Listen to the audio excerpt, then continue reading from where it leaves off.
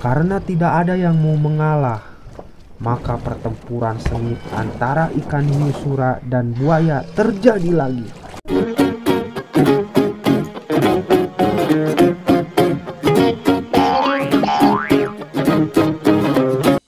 Ayo mengamati asal-usul kota Surabaya. Dahulu, di lautan luas sering terjadi perkelahian antara ikan hiu sura dengan buaya. Mereka berkelahi hanya karena berebut mangsa. Keduanya sama-sama kuat, sama-sama tangkas, sama-sama cerdik, sama-sama ganas, dan sama-sama rakus. Sudah berkali-kali mereka berkelahi, namun belum pernah ada yang menang ataupun yang kalah. Akhirnya mereka mengadakan kesepakatan. Aku bosan terus-menerus berkelahi buaya. Aku juga, Sura. Apa yang harus kita lakukan agar kita tidak berkelahi? Untuk mencegah perkelahian di antara kita, sebaiknya kita membagi daerah kekuasaan menjadi 2. Aku berkuasa sepenuhnya di dalam air dan harus mencari mangsa di dalam air, sedangkan kamu berkuasa di daratan dan mangsamu harus yang berada di daratan. Sebagai batas antara daratan dan air, kita tentukan batasnya, yaitu tempat yang dicapai oleh air laut pada waktu pasang surut.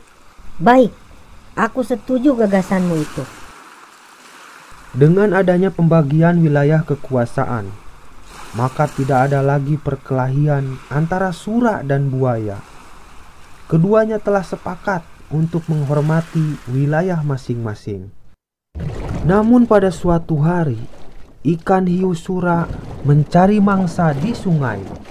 Hal ini dilakukan dengan sembunyi-sembunyi agar buaya tidak mengetahui. Mula-mula hal ini memang tidak ketahuan, tetapi pada suatu hari, buaya memergoki perbuatan ikan hiu sura ini. Tentu saja buaya sangat marah melihat hiu sura melanggar janjinya. Hai Sura, mengapa kamu melanggar peraturan yang telah kita sepakati berdua? Mengapa kamu berani memasuki sungai yang merupakan wilayah kekuasaanku? Aku melanggar kesepakatan. Bukankah sungai ini berair? Bukankah aku sudah bilang bahwa aku adalah penguasa di air? Apa? Sungai itu tempatnya di darat, sedangkan daerah kekuasaanmu ada di laut.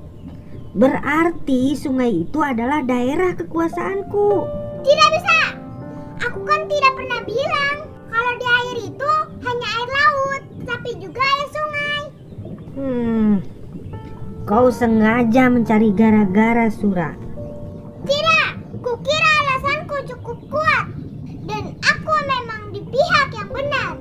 Kau sengaja mengakaliku. Aku tidak sebodoh yang kau kira.